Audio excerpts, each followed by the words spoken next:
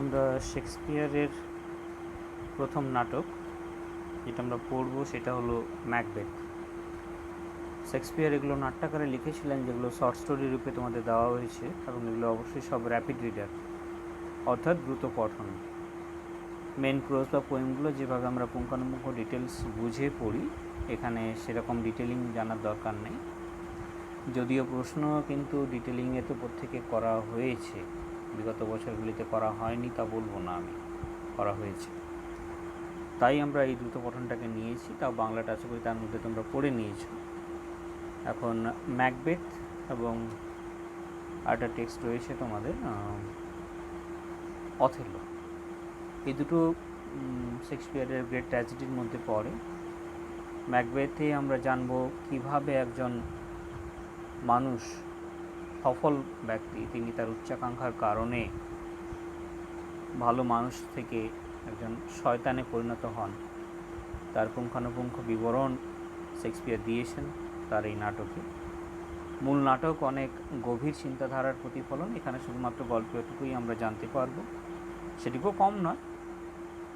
Macbeth তিনি স্কটল্যান্ডের একজন সেনানায়ক, সেই সময় স্কটল্যান্ডের অধিপতি ছিলেন রাজা ডাঙ্কেন। আমরা গল্প থেকেই দেখি, দ্রুত পঠন, তাই একটু দ্রুত আমরা পড়ব, আশা করি বাংলাটা তোমরা দেখে নিয়েছো, সুবিধা হবে। When Duncan was the king of Scotland, there lived a brave general who was looked up to with high esteem throughout. যখন ডাঙ্কেন স্কটল্যান্ডের রাজা ছিলেন, there lived a brave general, সেই সময় অত্যন্ত সাহসী একজন সেনানায়ক ওখানে বসবাস করতেন। Who was looked up to with high esteem throughout, যাকে গোটা সাম্রাজ্যের অর্থাৎ স্কটল্যান্ডের মানুষজন অত্যন্ত এস্টিম বা সম্মানের সঙ্গে দেখতেন। স্কটল্যান্ড ফর হিজ গ্রেট ভেলার, তার গ্রেট ভেলার অত্যন্ত সাহসের কারণে, অ্যান্ড স্কিল ইন ওয়ার্স, এবং যুদ্ধক্ষেত্রে তার দক্ষতার কারণে। He was also a close relative of the old king, তাছাড়াও বৃদ্ধ রাজা ডাঙ্কেন, তার তিনি খুব কাছের রিলেটিভ বা আত্মীয়ও ছিলেন। হি ওয়াজ ম্যাকবেথ, নাম তার ম্যাকবেথ। দ্য থেন অফ গ্ল্যামস, গ্ল্যামস একটা জায়গার নাম স্কটল্যান্ডের, সেখানকার তিনি অধিপতি ছিলেন, প্রশাসক ছিলেন। তোমরা জানো আমাদের এখানেও হতো একটা সময়, রাজারা তাদের সামন্তদের অর্থাৎ যারা উচ্চ অফিসার আধিকারিক ছিলেন, অফিসার ছিলেন, তাদেরকে মাসে মাসে বেতন না দিয়ে কোনো এলাকার জমিদারিত্ব দিয়ে দিতেন। তো এটা অনেকটা সেই রকম, সেই জমিদারির টাকা থেকেই তারা তাদের পারিশ্রমিক পেতেন।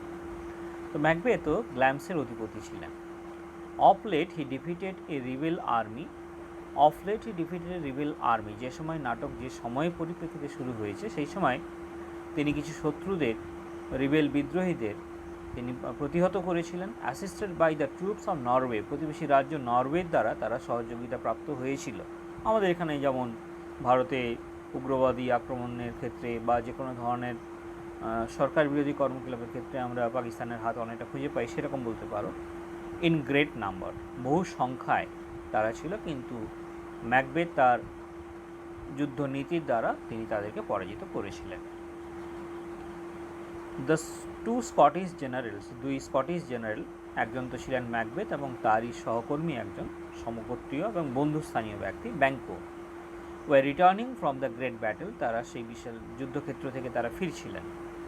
দের ওয়াজ থান্ডার অ্যান্ড লাইটনিং, এখন যেমন মাঝে মাঝে ঝড় বৃষ্টি হচ্ছে সন্ধেবেলাটা বিকেলবেলা করে, তো ঠিক সেরকম থান্ডার অ্যান্ড লাইটনিং, বজ্রপাতের শব্দ, সেই সঙ্গে লাইটনিং, তার তীব্র ঝলকানির শব্দ চারিদিকে দেখা যাচ্ছিল, অর্থাৎ পরিবেশ একটু প্রতিকূল ছিল। লন্ডনে তোমরা জানো, ইংল্যান্ডে ওয়েদার এক্ষুনি খুব পরিষ্কার, আলোক উজ্জ্বল, তো এক্ষুনি পরিবর্তিত হয়ে যায়, সেরকমই ছিল। On the way they were stopped by the strange appearances of three figures that looked like women. On the way, তারা যখন ফিরছিলেন, they were stopped by the strange appearances, অদ্ভুত কিছু অ্যাপিয়ারেন্স বা চরিত্র, অফ থ্রি ফিগার্স, তিনজনের, তারা তাদের পথ আটকেছিলেন। দ্যাট লুক লাইক ওমেন, যদিও তাদেরকে দেখতে মহিলার মতো ছিল, হুবহু তারা মহিলা ছিলেন না হয়তো, except that they had beards, কিন্তু তাদের কী ছিল, দাড়ি, ছোটো ছোটো দাড়ি ছিল তাদের, ওই চীনা দাড়ির মতো লম্বা 3-4-10টা চুলের লম্বা দাড়ি, আমাদের এখানে যেমন পেতনিদের দাড়ি হয় সেরকম সাদা দাড়ি।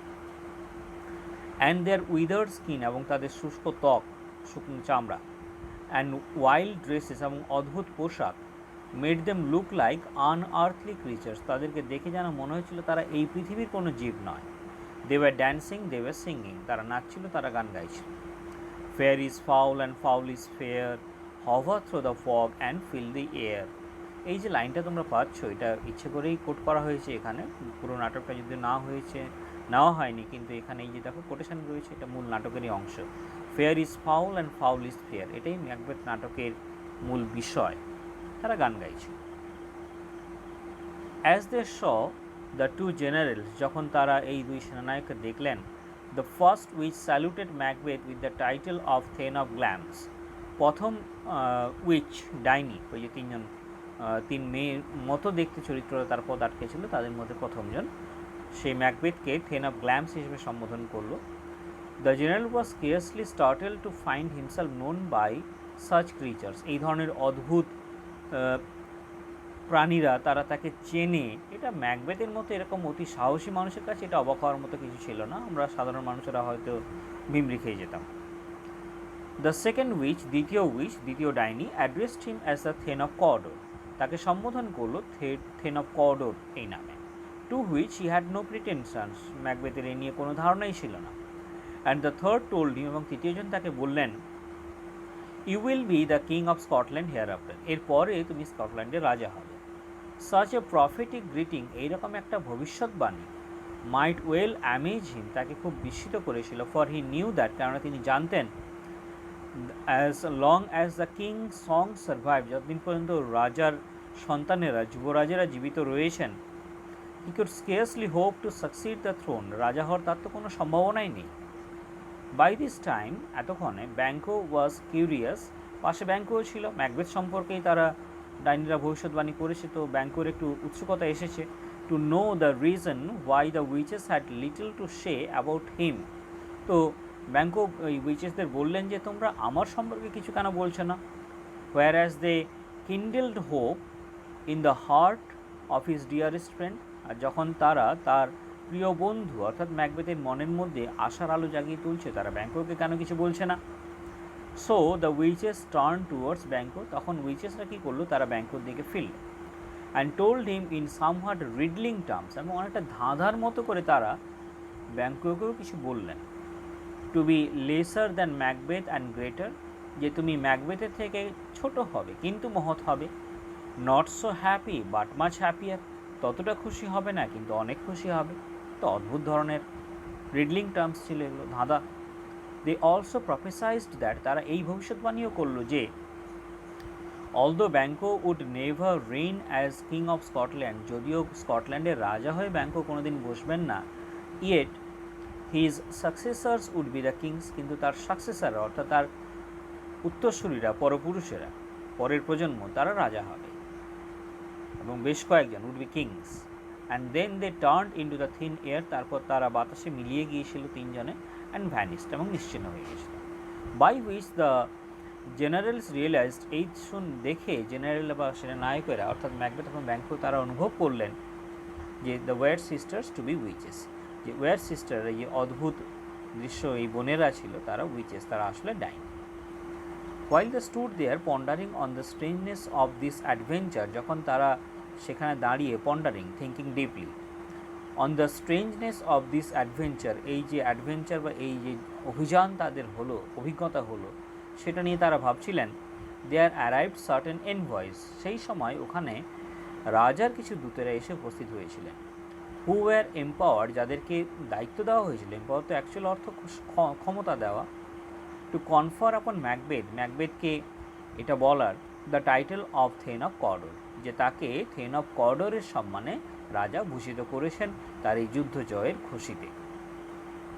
ইট was an event so miraculously corresponding, এটা এমন একটা ঘটনা ছিল, সো মিরাকিউলাসলি করসপন্ডিং, যেটা অদ্ভুতভাবে মিলে যাচ্ছিল সেই সময়ের ডাইনিদের করা ভবিষ্যৎবাণীর সঙ্গে, with the predictions of the witches, that Macbeth stood there rapt in amazement, যে ম্যাকবেথ ওখানে দাঁড়িয়েছিলেন র্যাপড ইন অ্যামেজমেন্ট, বিস্ময়ে অভিভূত হয়ে, আনএবল টু রেসপন্ড, তার নির্বাক হয়ে দাঁড়িয়েছিলেন, to the greetings of the envoys, দূতেরা এসে তাকে ভালো খবর দিলেন যে তাদেরকে তিনি ধন্যবাদ জানাবেন, সেটুকুও তার মনের মধ্যে সেই অবস্থা ছিল না। Hopes began to swell in his heart, মনের মধ্যে এটা খুব গুরুত্বপূর্ণ একটা জায়গা। হোপস বিগ্যান টু সোয়েল, ফুলে ফেঁপে ওঠা। ঠিক দুধ যখন প্রথম আমরা গরম করে উতরে ওঠে সেই রকম swelling. Hopes began to swell in his heart, তার মনের মধ্যে আশা বেড়ে উঠতে থাকতো। As he was not thinking, now thinking of the predictions of the third witch, কেননা এখন তার মনের মধ্যে চলছিল বড় কথাটি, তৃতীয় উইচ যে ভবিষ্যৎবাণীটি করেছিল যে you shall be the future king of Scotland. Thane of Glamis তিনি অলরেডি ছিলেন, থেন অফ কডরে তাকে ভূষিত করা হলো, যেটা একটু আগেও ভবিষ্যৎবাণী হলো, এখন এই মুহূর্তে বাস্তব। আর যদি ওটা হয়ে থাকে তাহলে তৃতীয়টা নয় কেন, আমি স্কটল্যান্ডের ভবিষ্যৎ রাজাও হতে পারি। টার্নিং টু ব্যাংকো, ব্যাংকোর দিকে ফিরে হি সেড, তিনি বললেন, do you not hope that your children will be the kings of future, তুমি কি মনে করছো না যে তোমার সন্তানেরা তারা ভবিষ্যতে রাজা হবেন? Since what the witches promised, কেননা এই উইচেরা ডাইনিরা যে প্রমিস বা প্রতিশ্রুতি করলেন টু মি, আমাকে, has so wonderfully come to pass, অদ্ভুতভাবে বাস্তব হয়ে গেছে। এখানে ম্যাকবেথ ইচ্ছাকৃতভাবে কিন্তু তৃতীয় ঘটনাটা লুকোচ্ছিলেন, তার মনের মধ্যে যে অলরেডি একটা বড় আকাঙ্ক্ষা এসেছে সেটা কিন্তু তিনি লুকোচ্ছিলেন। দ্যাট হোপ, এদিকে ব্যাংকো যে উত্তর দিলেন ম্যাকবেথের এই প্রশ্নের পরে, সেটা একটা সৎ বন্ধুর উপদেশ ছিল বন্ধুর প্রতি। আমি যদি সেই আশা করি, replied Banquo, might enkindle you to aim at the throne, তোমার মনের মধ্যে হয়তো রাজসিংহাসনের প্রতি আশা বা আকাঙ্ক্ষা জাগিয়ে তুলতে পারে। But often Times this ministers of darkness, কিন্তু প্রায়শই এটা ব্যাংকোর ম্যাকবেথের প্রতি একটা সৎ উপদেশ ছিল বন্ধু, যে এই মিনিস্টার্স অফ ডার্কনেস অর্থাৎ উইচেসদের কথা তিনি বলছেন, যে এই ডাইনিরা, অন্ধকারের পূজারীরা, tell us the truth of little things, আমাদের ছোট ঘটনাটি সম্পর্কে বলে, to betray us into the deeds of greatest consequences, আর বড় ঘটনাটা, ওই ছোট ঘটনাকে পরিপূর্ণতা ঘটাতে গিয়ে যে বড় ঘটনাটা ঘটে সেটা আমাদের কাছ থেকে লুকিয়ে নিয়ে যায়। However, the prophecies of the witches had sunk too deep into the mind of Macbeth, কিন্তু ম্যাকবেথের মনের মধ্যে অলরেডি ভবিষ্যৎবাণী এতটা গভীরে পৌঁছে গিয়েছিল যে তিনি মনের থেকে এতটা গভীরে নিয়ে ফেলেছিলেন যে আর এই কথাগুলো, ব্যাংকোর কথাগুলো তার মনে লাগছিল না। হি টোল্ড হিজ ওয়াইফ, তিনি তার স্ত্রীকে চিঠি লিখেছিলেন, অ্যাকচুয়ালি এটা এখানে ঠিকভাবে উল্লেখ করা হয়নি। He told his wife about the predictions, তিনি তার স্ত্রীর কাছে এই ভবিষ্যৎবাণীগুলো সম্পর্কে জানিয়েছিলেন, অফ দ্য থ্রি উইচেস, তিন ডাইনির, and also its partial accomplishment, এবং আংশিকভাবে যে সেগুলোর পরিপূর্ণতা ঘটেছে তাও তিনি জানিয়েছিলেন। Lady Macbeth was an extremely ambitious woman, Lady Macbeth ম্যাকবেথের থেকে যেন এক কাটা উপরে আকাঙ্ক্ষাতে, তিনি অত্যন্ত উচ্চাকাঙ্ক্ষী মহিলা ছিলেন। She spot on the reluctant purpose of Macbeth, Macbeth যে তিনি চিন্তাভাবনার ক্ষেত্রে কিছুটা রিলাক্টেন্ট হবেন, যে স্থির মনস্ক হবেন না, এই বিষয়ে তিনি, লেডি ম্যাকবেথ সেটা জানতেন, স্বামীকে তিনি ভালো করেই চিনতেন। Who felt compunction at the thought of blood, যিনি রক্তের কথা ভাবলেই হয়তো পিছিয়ে আসবেন। She did not cease to represent the murder of the king as a step absolutely necessary to the fulfilment of the flattering prophecies, এই যে ভবিষ্যৎবাণী তৃতীয় উইচ করেছে যে ম্যাকবেথ রাজা হবেন ভবিষ্যতে, এটার পরিপূর্ণতার জন্য লেডি ম্যাকবেথ জানতেন তার একটাই পথ, যে we have to kill the king to become the king, অর্থাৎ এই মুহূর্তে যিনি রাজা রয়েছেন কিং ডাঙ্কেন, যিনি অত্যন্ত সৎ মানুষ, রাজা হিসেবেও ভালো, তাকে হত্যা করতে হবে যদি আমাদের রাজা হতে হয়। লেডি ম্যাকবেথ এটা জানতেন এবং তার সন্দেহ ছিল যে ম্যাকবেথ এখানে তিনি সায় হয়তো দেবেন না নিজের কাছের মানুষের রক্ত খাওয়ানোর ক্ষেত্রে। ইট হ্যাপেন্ড দ্যাট, কিন্তু কিং ডাঙ্কেনেরও হয়তো কপাল মন্দ বলতে পারো, it happened that at this time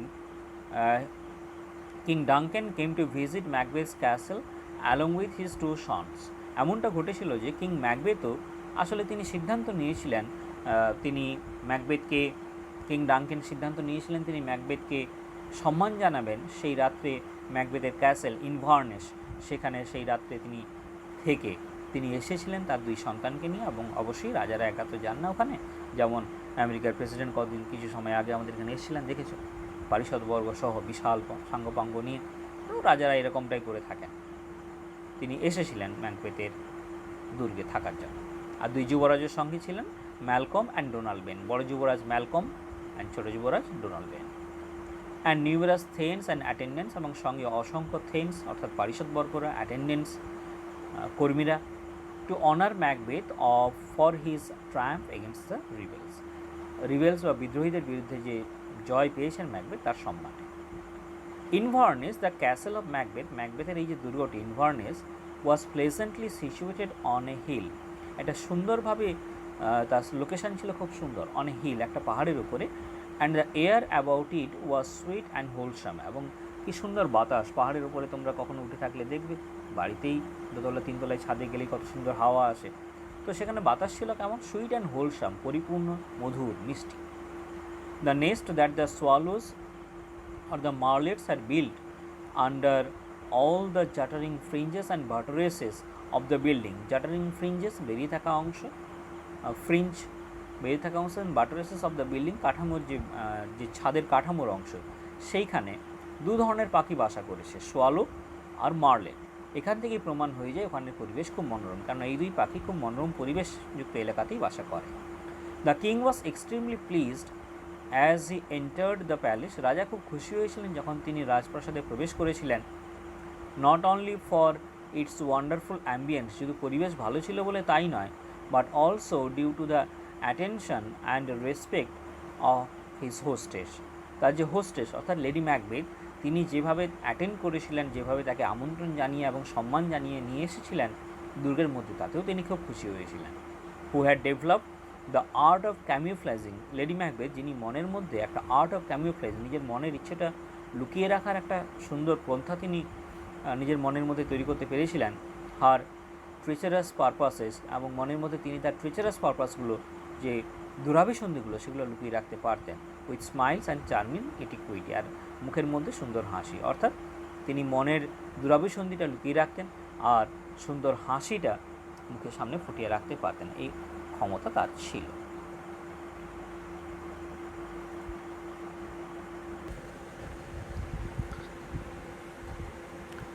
tired of his long journey, the king went early to bed, সেদিন দীর্ঘ পথ যাত্রা করে এসেছিলেন রাজা, তাই তিনি তাড়াতাড়ি সে রাত্রে ঘুমোতে চলে গেছিলেন।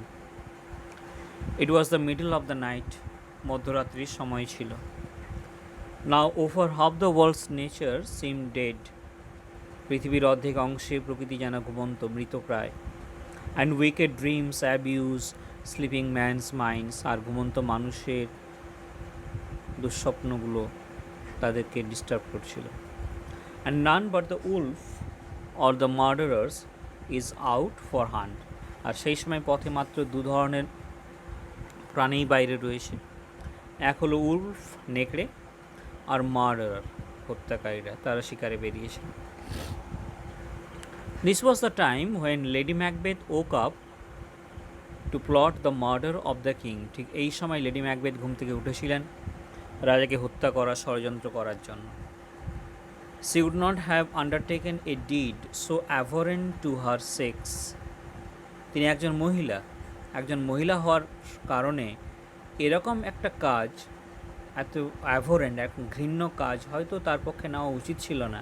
And she was well aware of her husband's nature, কিন্তু তিনি তো তার স্বামীর প্রকৃতিটা ভালো করেই জানতেন। That was too full of the milk of human kindness, যে মনে মানবিকতার দুগ্ধে পরিপূর্ণ ছিল। To execute a contrived murder, একটা পূর্ব পরিকল্পিত হত্যা করার মতো মানসিকতা হয়তো ওনার থাকতো না। She knew that her husband was ambitious, তিনি জানতেন তার স্বামী অ্যাম্বিশিয়াস বা উচ্চাকাঙ্ক্ষী ছিলেন। But he was not prepared for the height of crime which commonly accompanies inordinate ambition, ambition আকাঙ্ক্ষা, ইনঅর্ডিনেট উচ্চাকাঙ্ক্ষা, অত্যধিক উচ্চাকাঙ্ক্ষা পরিপূর্ণতার জন্য যে ধরনের হাইট অফ ক্রাইম, যে ধরনের অপরাধ করতে হয়, তার জন্য হয়তো তিনি প্রস্তুত ছিলেন না। She had won his consent, যাই হোক স্বামীর সঙ্গে তিনি কথা বলেছিলেন এবং স্বামী স্ত্রী তারা দুজনে এই ব্যাপারটাতে তো কনসেন্ট বা নিজেদের মধ্যে মত বিনিময় করে সহমত হয়েছিলেন অ্যাবাউট দ্য মার্ডার, যে রাজাকে হত্যা তো করতে হবে, যদি আমাকে রাজা হতে হয় রাজাকে হত্যা করতে হবে, এই বিষয়ে কোনো সন্দেহ নেই। But she doubted his resolution, কিন্তু স্বামীর প্রত্যয় কতটা হবে, তিনি কতটা স্থির মনে সেই কাজ করতে পারবেন, তা নিয়ে লেডি ম্যাকবেথের সন্দেহ ছিল।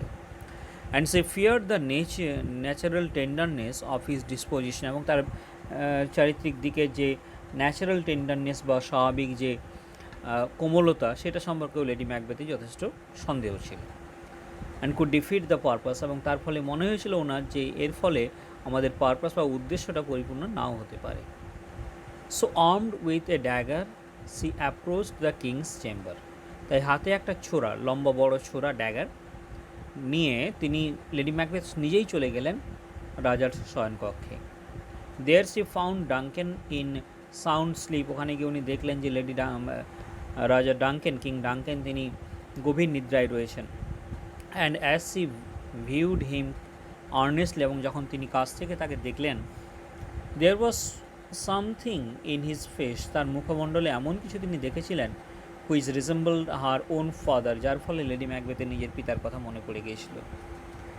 Thus he had not the resolution to proceed further, তাই তিনি আর এগোতে পারলেন না, নিজের পিতার মুখটা যেন তিনি রাজা ডাঙ্কেনের মুখে দেখতে পাচ্ছিলেন। She return to confer with her husband, তিনি ফিরে এলেন তার স্বামীর সঙ্গে কথা বলার জন্য। He thought there were strong reasons against the murder, ওনার মনে হয়েছিল অলরেডি তিনি ফিরে এসে দেখলেন যে তার স্বামী ম্যাকবেথ অলরেডি এই হত্যার বিরুদ্ধে তার মনের মধ্যে ইচ্ছে দানা বেঁধেছে। Macbeth was not only a subject but also a close relative to Duncan, Macbeth যে কথাগুলো চিন্তা করেছিলেন এই সময়ের মধ্যে, যে তিনি শুধুমাত্র যে একজন সাবজেক্ট অর্থাৎ প্রজা ডাঙ্কেনের, শুধু তাই নন, but also a close relative to Duncan, তিনি রাজা ডাঙ্কেনের খুব নিকটাত্মীয় বটে। তাছাড়াও besides he had been a host to the king, তিনি রাজার একজন হোস্ট, রাজা আজকে তার অতিথিকে তাকে রক্ষা করা তার দায়িত্ব। So his duty would be to protect the king from the threat of the murderers, তাই আজকে তার দায়িত্ব হবে হত্যাকারীদের হাত থেকে রাজাকে রক্ষা করা, not to bear the dagger himself, নিজে গিয়ে ছুরি মারবেন তা উচিত নয়। He also thought how just and benevolent a king was Duncan, তাছাড়াও তিনি একথাও ভেবেছিলেন যে কতটা জাস্ট অ্যান্ড বেনিভোলেন্ট, কতটা সুবিচারক এবং বেনিভোলেন্ট মানব কল্যাণকর ছিলেন এই রাজা ডাঙ্কেন।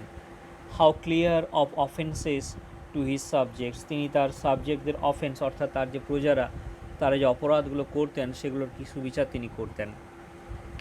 How loving to his nobility, বা তার যে নোবেল ম্যানেরা, সম্ভ্রান্ত ব্যক্তিরা, তাদের প্রতি বা তিনি কেমন ছিলেন। That their subject were doubly bound to avenge his death, এরকম একজন রাজার মৃত্যু ঘটলে বা তাকে হত্যা করা হলে তার প্রজারাই তো প্রতিশোধ নেওয়ার জন্য লাফিয়ে পড়বে। Moreover by the favour of the king, তাছাড়া ম্যাকবেথ একথাও ভাবলেন যে রাজার করুণা ছিল তার প্রতি, তার কারণেই Macbeth stood high in the opinion of all sorts of men, আজকে গোটা দেশে ম্যাকবেথের যে সুনাম তারও তো অনেকটাই রাজার কারণেই। And how could those honours be stained, কীভাবে সেই সম্মানগুলোকে কালিমালিপ্ত তিনি করবেন, by the reputation so foul a murder, এরকম একটা জঘন্য হত্যাকাণ্ড ঘটিয়ে। In this conflicts of the mind, মনে এইসব কনফ্লিক্ট বা দ্বন্দ্ব রেখে লেডি ম্যাকবেথ, দ্বন্দ্ব তার মনের মধ্যে ছিল যখন, Lady Macbeth found that her husband had resolved to proceed no further, Lady Macbeth দেখলেন যে তার স্বামী আর এগোতে চাইছেন না এই হত্যাকাণ্ড নিয়ে। But C was A women not easily shaken from her evil purposes, কিন্তু তিনি এমন একজন মহিলা ছিলেন যার ইভিল পারপাস অর্থাৎ যার শয়তানি চিন্তা ভাবনাগুলো এত সহজেই তিনি ছেড়ে দেওয়ার মানুষ ছিলেন না।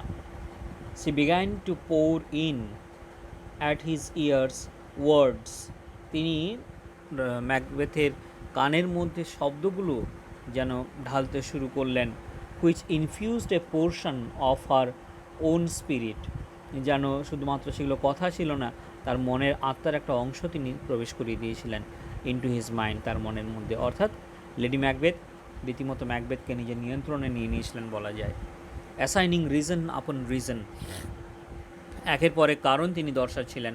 Y he should not shrink upon the resolution, কেন তার যে প্রত্যয় তার মনের মধ্যে তিনি নিয়েছিলেন একটু আগে রাজাকে হত্যা করার, সেখান থেকে ফিরে আসা উচিত হবে না, he had earlier undertaken. And how the action of one night, বা একটা রাত্রে ছোট্ট একটা কাজ, would give their all the coming days and nights, আর সামনের সমস্ত দিন এবং রাত্রিগুলিতে টু কাম সোভার্জিন পাওয়ার, রাজার ক্ষমতা তাদেরকে দেবে, অ্যান্ড রয়্যালটি, রাজকীয়তার সঙ্গে তারা বাঁচবেন। সে ইভেন অ্যাকিউজ হিম অফ কাওয়ার্ডিস, এমনকি লেডি ম্যাকবেথকে কাওয়ার্ডিস, ভীরু, কাপুরুষ অ্যান্ড ফিকেলনেস, অস্থির মস্তিষ্কের হওয়ার অভিযোগ করলেন। ফর রিভার্টিং হিজ ডিসিশন, কারণ নিজের নেওয়া সিদ্ধান্ত থেকে তিনি ফিরে আসছেন। She also told him how practicable it would be, এবং তিনি একথাও বললেন যে এটা কতটা বাস্তবিক হবে, টু লে the guilt of the did, এই কাজের দায়িত্ব দিয়ে দেওয়া, অন দ্য ড্রাঙ্কেন গ্রুমস, দুই মাতাল গ্রুম, এখানে দেহরক্ষী অর্থে, দেহরক্ষীর ওপর, who were sleeping in the king's chamber, যারা রাজার শয়নকক্ষে ঘুমোচ্ছিলেন। So Macbeth took the dagger, তাই ম্যাকবেথ ছোরাটা হাতে নিলেন, in his hand, and softly stole in the dark, stole পা টিপে টিপে হাঁটা, তিনি অন্ধকারে পা টিপে টিপে হেঁটে এগিয়ে গেলেন টু দ্য রুম, সেই রুমে, শয়নকক্ষের দিকে রাজার, where Duncan slept.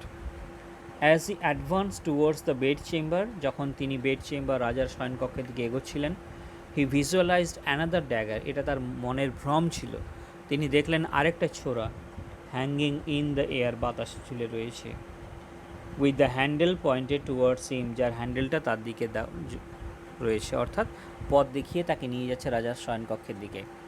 And there were drops of blood on the tip of the blade, এবং সেই ছোরাটার ধারালো দিকটাতে রক্ত লেগে রয়েছে, of the dagger. Macbeth try to grasp the dagger, Macbeth চেষ্টা করেছিলেন সেই তার ভ্রমের যে ছোরা, যেটাকে তিনি ভাসমান অবস্থায় দেখছিলেন, সেটাকে ধরার, but it faded into the air, কিন্তু এটা বাতাসে নিশ্চিহ্ন হয়ে গিয়েছিল, মিলিয়ে গিয়েছিল, কেননা তার মনের কল্পনা ছিল ওটা মাত্র।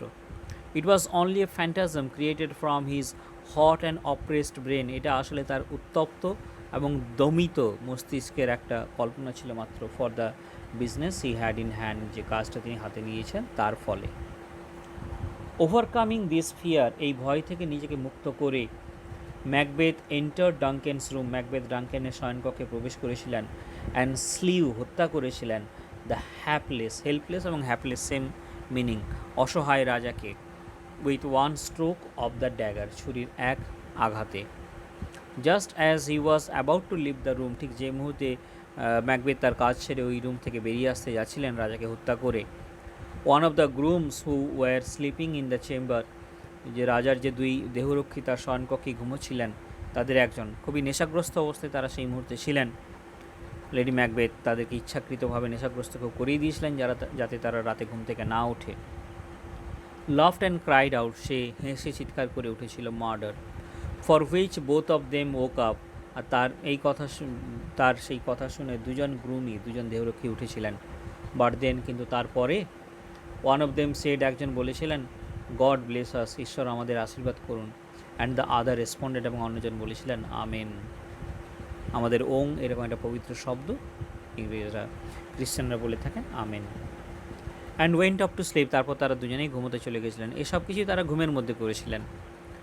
Macbeth also tried to say amen, ম্যাকবেথও এখানে উপস্থিত ছিলেন, তার তো সেই সময় সবথেকে বেশি ঈশ্বরের কৃপার প্রয়োজনীয়তা ছিল, তিনি খুব অপরাধ করে ফেলেছেন, তিনিও আমেন বলার চেষ্টা করেছিলেন, but the word seemed to stuck in his throat, কিন্তু সেই শব্দ যেন তার গলায় আটকে গিয়েছিল, তিনি আমেন বলতেই পারেননি, অ্যান্ড হি কুড নট আটার। হি ফেল্ড দ্যাট, তিনি অনুভব করেছিলেন যে, he heard a voice which said, তিনি যেন গলার স্বর শুনছেন যেটা বলছে, স্লিপ নো মোর, কেউ তোমরা ঘুমিও না। ম্যাকবেথ মার্ডার স্লিপ, ম্যাকবেথ ঘুমন্তকে হত্যা করছেন। দ্য ইনোসেন্ট স্লিপ, সেই নিষ্পাপ ঘুম, দ্যাট নারিসেস লাইফ, যেটা আমাদেরকে আবার পরের দিন পুনরুজ্জীবিত করে তোলে, সেই ঘুম। গ্ল্যাম্পস হ্যাড মার্ডার্ড স্লিপ, তিনি থেন অফ গ্ল্যাম্পস ছিলেন, গ্ল্যাম্পস হত্যা করেছেন ঘুমকে। দেয়ারফর কর্ডর শাল স্লিপ নো মোর, তাই কর্ডরের আর ঘুম আসবে না, অর্থাৎ ম্যাকবেথের দুটো পরিচয়, তিনি থেন অফ গ্ল্যাম্পস এবং thane of Cawdor. Thane of Glamis, তিনি ঘুমকে হত্যা করেছেন, তাই কর্ডরের আর ঘুম আসবে না। দুটোর মধ্যে তফাৎ রয়েছে, দেখ, গ্ল্যাম্পস যে ম্যাকবেথ থেন অফ গ্ল্যাম্পস, এবং যে Macbeth thane of Cawdor. Thane of Glamis এবং থেন অফ কর্ডর দুজনেই আজকে এক হয়ে গেছেন। Macbeth shall sleep no more, ম্যাকবেথ আর ঘুমোতে পারবেন না। Macbeth does enter to his wife, return to his wife, Macbeth does return to his wife, Macbeth তারপরে তার স্ত্রীর কাছে ফিরে এসেছিলেন। Who by now had started to think, যিনি এই সময় আবার ভাবতে শুরু করেছিলেন যে, that he had failed in his objective, একটু আসতে ম্যাকবেথের দেরি হয়ে গেছিল। লেডি ম্যাকবেথ অলরেডি ভাবতে শুরু করেছিলেন যে ম্যাকবেথ বোধহয় তার কাজটা ঠিকঠাক করে উঠতে পারেননি। He came in such distracted state, কিন্তু এমন মানসিক ছন্নছাড়া অবস্থায় ম্যাকবেথ এসে প্রবেশ করেছিলেন ওখানে, that she reproached for his want of resoluteness, যে রীতিমতো লেডি ম্যাকবেথ তাকে বকতেই যাচ্ছিলেন যে তোমার দৃঢ় প্রত্যয়ই তুমি নাও মন থেকে। And send him to wash his hands, তারপর তাকে তার হাতে রক্ত ধুয়ে নেওয়ার জন্য পাঠিয়েছিলেন, for the blood that stain them. Meanwhile she took the dagger, আর ততক্ষণে তিনি ছোড়াটা হাতে নিয়েছিলেন, to stain the cheeks of the grooms, এবং তিনি সেই ছোড়ার হাতে নিয়ে সেই ছোড়াতে লেগে থাকা রক্ত গিয়ে গ্রুমস দেহরক্ষীদের, যারা সেই সময় নেশাগ্রস্ত ঘুমন্ত অবস্থায় ছিলেন, তাদের গালে মুখে লাগিয়ে দিয়ে এলেন, with blood, in order to make it seem their guilt, যাতে পরদিন সকালে দেখে মনে হয় যে ওটা তাদের অপরাধ ছিল। ডে ব্রোক, দিনের আলো ফুটল, and with it was the discovery, এবং সেই সঙ্গে এই আবিষ্কারও সবাই করলেন, অফ দ্য মার্ডার, যে রাজাকে হত্যা করা হয়েছে। And though Macbeth and his wife showed their utmost grief, এবং ম্যাকবেথ এবং তার স্ত্রী যদিও তারা খুবই শোক প্রকাশ করেছিলেন যে তাদের বাড়িতে এসেই, তাদের দুর্গে সেই রাজার মৃত্যু হলো।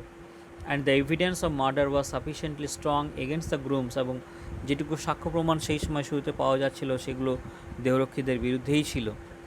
Yet the entire suspicion fail আপন ম্যাকবেথ, কিন্তু তাও সবাই ম্যাকবেথকেই সন্দেহ করতে শুরু করলেন। কারণ তো থাকবে রাজাকে হত্যা করার, গ্রুমদের তো রাজাকে হত্যা করার পিছনে কোনো কারণই ছিল না।